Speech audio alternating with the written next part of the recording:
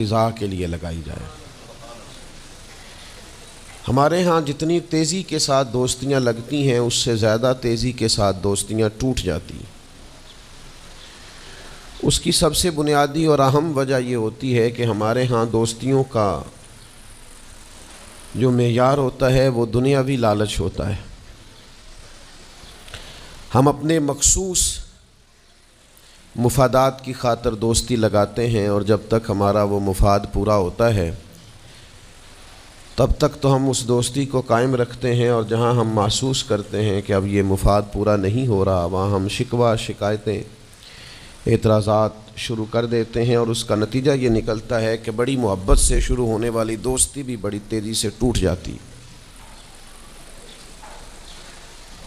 تو میرے بھائیوں، یاد رکھیے گا کہ دوستی اور تعلق قائم رکھنے کے لیے سب سے اہم اور سب سے بنیادی ضرورت یہ ہے کہ دوستی محض اللہ کی رضا کے لیے لگائی جائے۔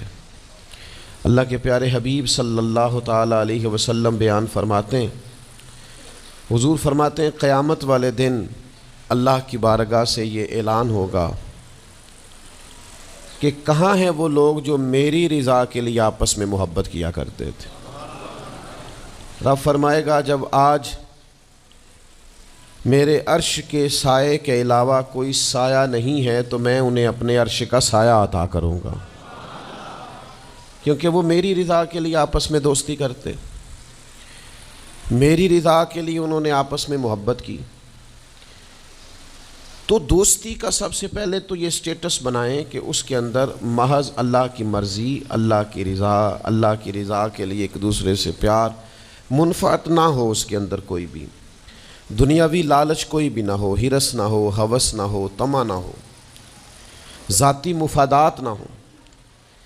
جب ان سے بالاتر ہو کر لوگ دوستیاں لگاتے ہیں تو وہ دوستیاں قائم رہتی ہیں۔ اللہ کے پیارے محبوب صلی اللہ تعالیٰ علیہ وسلم نے فرمایا قیامت والے دن کچھ لوگ ایسے ہوں گے جن پر انبیاء اور اولیاء رشک کریں گے، ان کے چہرے 14ویں رات کی طرح چمک رہے ہوں گے، انہیں نور کے ممبروں پہ بٹھایا جائے گا۔ یا رسول اللہ، اتنی فضیلت ان لوگوں کو حاصل ہے، یہ کون لوگ ہیں؟ تو حضور فرماتے ہیں یہ وہ لوگ تھے جو جس سے بھی دوستی لگاتے تھے، پیار کرتے تھے، محض اللہ کی رضا کے لیے کرتے۔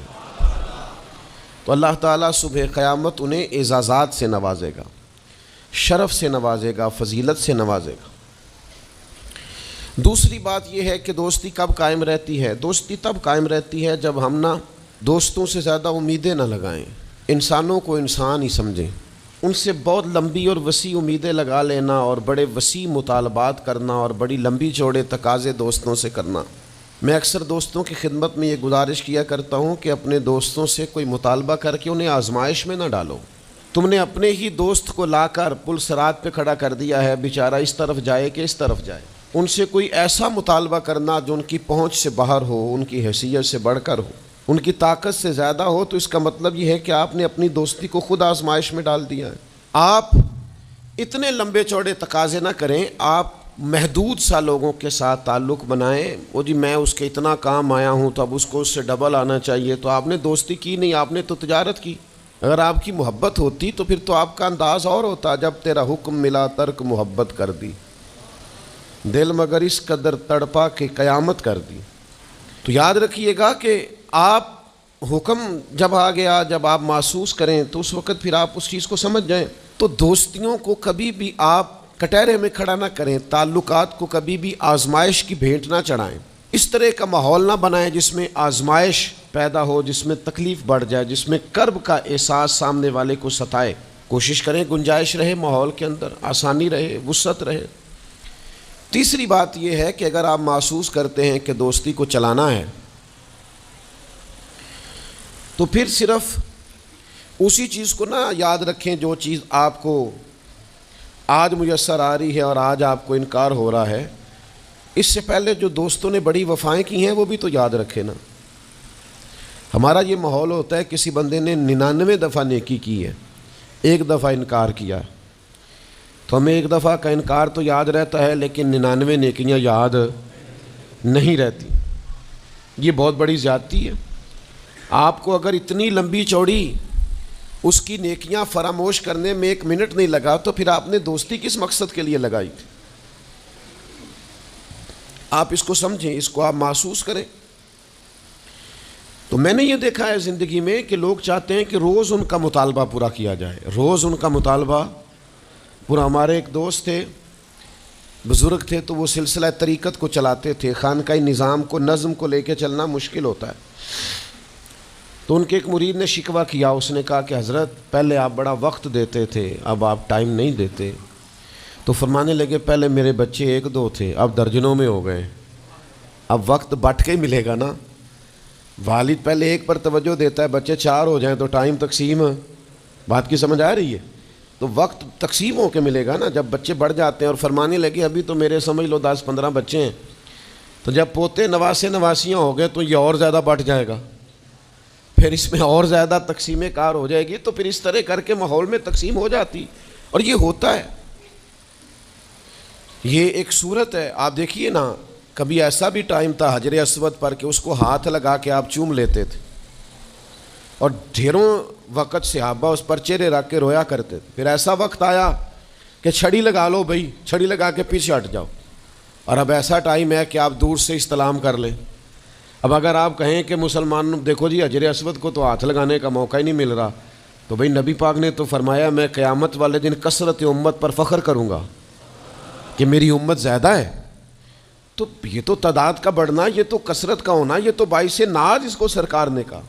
اب آپ دائروں میں محدود کرنا چاہتے ہیں، آپ اس طرح کا ماحول بنانا چاہتے ہیں کہ کوئی شخص مقید ہو جائے، وہ اس دائرے سے باہر نہ نکلے، تو یہ تو بات درست نہیں ہے۔ تو کوشش کرنے کا مقام یہ ہے کہ آپ دوسروں کے لیے بھی گنجائش پیدا کریں، دوسروں کے لیے بھی آسانی کرنے کی کوشش کریں، پھر تعلق برقرار۔ اور پھر آپ پچھلی نیکیاں بھی تھوڑی یاد رکھیں کہ اس سے پہلے اس نے بڑی نیکی کی، بڑی محبت کی، تو پچھلی نیکیاں بھی دوستوں کو یاد رکھیں۔ صحیح بخاری سے ایک حوالہ عرض کرتا ہوں، نبی پاک صلی اللہ تعالیٰ علیہ وسلم کا نا ایک راز لیک ہو گیا۔ حضور مکہ مکرمہ پر حملہ کرنا چاہتے تھے، تو ایک خط لکھ کے دیا گیا ایک عورت کو کہ جا کے پہلے سے آگاہ کر دو مکے والوں کو کہ تم پر حملہ ہونے والا ہے۔ اس عورت نے وہ خط اپنے بالوں میں چھپایا اور وہ نکل گئی۔ اللہ تعالیٰ نے محبوب پاک کو اطلاع دی، حضور علیہ الصلاۃ والسلام نے حضرت مولا علی کو 2 صحابہ کے ساتھ بھیجا، فرمایا مقام خاک پر تمہیں ایک بی بی ملے گی، اس کے پاس سے خط ہے جو کفار کی طرف جا رہا ہے، اسے گرفتار کرو، وہ خط لے لو اور واپس آ جاؤ۔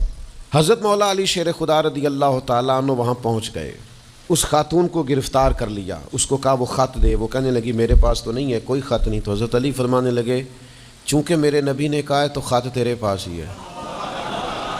ہاں، ساڈے نبی دی زبان ساڈے واسطے قرآن، وہ زبان جس کو سب کن کی کنجی کہیں، اس کی نافذ حکومت پہ لاکھوں۔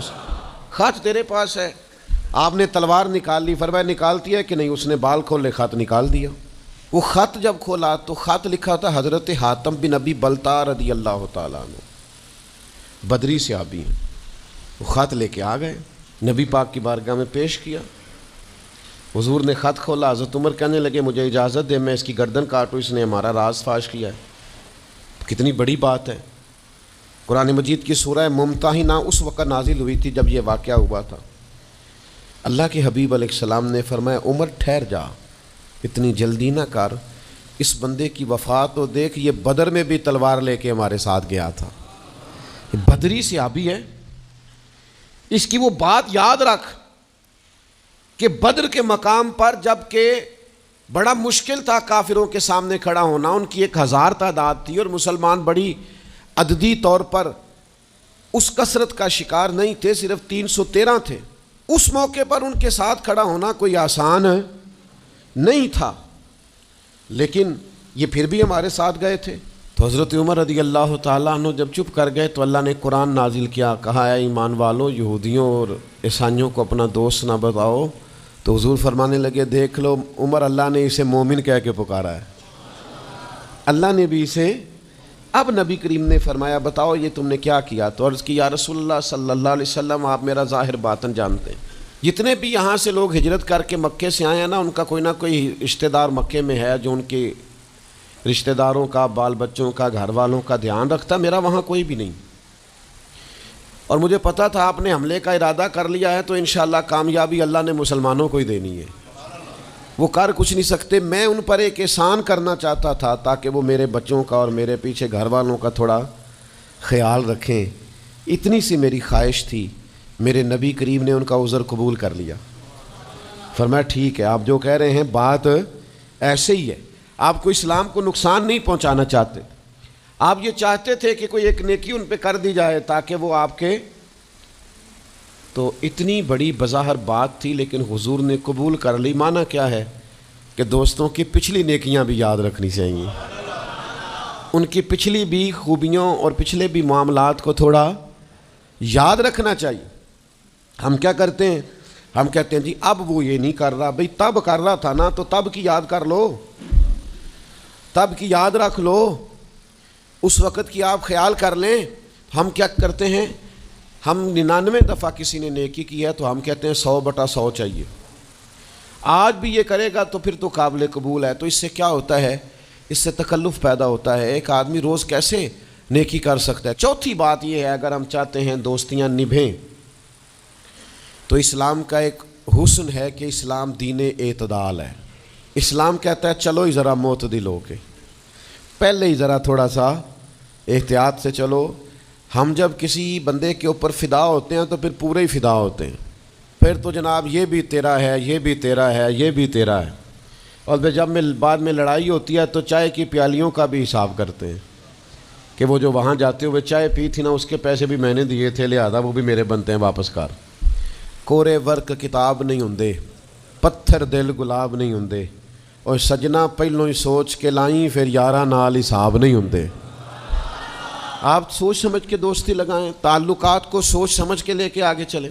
نبی پاک صلی اللہ علیہ وسلم نے فرمایا وقفے سے ملا کرو محبت بڑھتی ہے، تھوڑا نا وقفے سے ملا کرو، اس سے محبت بڑھے گی۔ یہ جو بہت وارفتگی ہے نا، بہت وارفتگی ہے، بہت جوش ہے، تو اس کا نتیجہ یہ نکلتا ہے کہ جتنی زور سے گیند دیوار سے لگتی ہے پھر اتنی زور سے ہی گیند واپس آتی ہے، اس کے نتائج ٹھیک نہیں نکلتے۔ تو عرض یہ کرنا چاہتا ہوں کہ اعتدال میں رہیں، معتدل رہیں، آپ اس حد سے تجاوز ہی نہ کریں۔ میرے پاس یہاں ایک دوست آئے تو مجھے کہنے لگے جی میرا دوست بڑا اچھا تھا، بڑا نائس تھا، بڑا بہترین تھا، بڑا پیارا تھا، میرے ایک دوسرے دوست نے اسے خراب کر دیا۔ تو میں نے کہا وہ دوسرا دوست، میں سمجھا نہیں۔ کہنے لگے یہ میرا پرانا دوست تھا جس نے اسے خراب کیا، اور جسے کیا وہ نیا تھا 2-4 سال، اس کی میں نے دوستی لگائی تھی، اب وہ دونوں ڈائریکٹ ہو گئے اور مجھے انہوں نے بیچ میں سے نکال دیا ہے۔ تو میں نے کہا یہ تو اکثر ہوتا ہے، پہلی دفعہ تو نہیں ہوا، اس طرح تو ڈھیر دفعہ ہوتا ہے۔ کہنے لگے میں کروں کیا، میں نے بڑا شور کیا ہے، ان کو اپنے احسان بھی یاد کرائیں پر وہ مانتے نہیں۔ میں نے کہا اب حل ہے نا، تھوڑا چپ کر جا کچھ عرصے کے لیے، تھوڑی خاموشی اختیار کر، جو چپ کر جاتا ہے وہ بھی بچ جاتا ہے۔ اگر تم چاہتے ہو کہ یہ دوستی پھر سے بحال ہو جائے تو زیادہ شکوے نہ کرو، زیادہ شکایتیں۔ ہم بعض اوقات اعتراضات اتنے کر بیٹھتے ہیں، شکوے اتنے کر بیٹھتے ہیں، اپنی زبان سے باتیں اتنی نکال بیٹھتے ہیں کہ دوبارہ پھر دوستی کا بحال ہونا ممکن ہے۔ ایک حدیث یاد رکھیں گے اگر سناؤں آپ کو تو؟ نبی پاک صلی اللہ تعالیٰ علیہ وسلم نے فرمایا کسی سے دشمنی بھی کرو تو اعتدال سے کرو، ہو سکتا ہے کل کو وہ تمہارا دوست بن جائے، اور فرمایا کسی سے دوستی بھی کرو تو اعتدال سے کرو، ہو سکتا ہے کل یہ دشمن بن جائے۔ دوستی اور دشمنی میں یہ جامع ترمذی میں حدیث، اعتدال کا رستہ نہ چھوڑو، معتدل رہو۔ سارے راز ہی دے بیٹھنا، ساری باتیں پہلے کر لینا اور اعتراض کرنا، اب تو شکوے بھی پھر سارے ہی کر لینا۔ دوست کو اس کی کمزوریوں کا بھی پتہ ہوتا ہے، وہ ساری کمزوریاں بھی اس کی بیان کر لینا، اس کو بھی بتانا، اس کو بھی بتانا، اس سے بھی ذکر کرنا، تو یہ انداز درست نہیں ہے۔ آپ معتدل انداز میں دوستی لگائیں، اعتدال کے ساتھ چلیں، شکوے زیادہ نہ کریں، اعتراض زیادہ نہ کریں۔ وہ بے وفا ہی صحیح پھر بھی یار اپنا ہے، چلو اس میں کمی ہے، وہ اس میں بے وفائی ہے، پر سجن تو اپنا ہے نا۔ تو دوستی ہماری ہے اس کے ساتھ، اس کی کمزوریوں کو چھپائیں، آپ اس معاملے پر تھوڑا سا اپنے ظرف کو کشادہ کریں، آپ تھوڑی وسعت پیدا کریں۔ ہم سمجھتے نہیں چیزوں کو، ہم غور نہیں کرتے، اس خاص انداز میں چیزوں کو نہیں لیتے جس انداز میں چیزوں کو لینا چاہیے۔ ہماری ذاتی کمزوریاں ہوتی ہیں اور ہم ان کمزوریوں کا دوسروں پہ ڈال دیتے ہیں، کہتے ہیں وہ بے وفا نکل آیا۔ بھئی آپ بھی حد سے زیادہ فریفتہ تھے، اب آپ ہی حد سے زیادہ اعتراض کر رہے ہیں۔ حضور نے فرمایا جس کی تعریف کر لو پھر دوبارہ اس پر کبھی تنقید کر جو بیٹھے ہیں، تعریف تو ختم ہو گئی بات، پھر تھوڑی چشم پوشی کرو۔ انسانوں میں کمیاں بھی ہوتی ہیں، تو دوستی کو صحیح طور پر آگے لے جانے کے لیے چھٹا سبق یہ ہے کہ تھوڑی سی نا عادت عیب پوشی کی بھی بنائیں، تھوڑا پردہ پوشی کا مزاج ہو تو پھر بھی ذرا دوستی آگے، سمجھ آ رہی ہے بات کی؟ تھوڑی سی نا نظر عیب پوشی والی بھی۔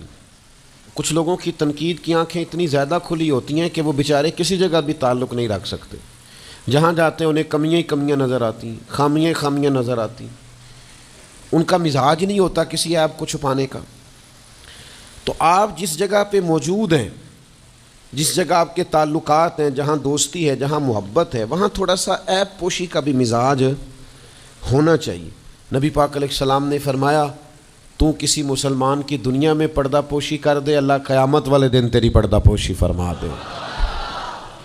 آپ تھوڑا سا اس کا عیب چھپا دیں، بات ختم ہو گئی، تھوڑی سی پردہ پوشی کر دیں۔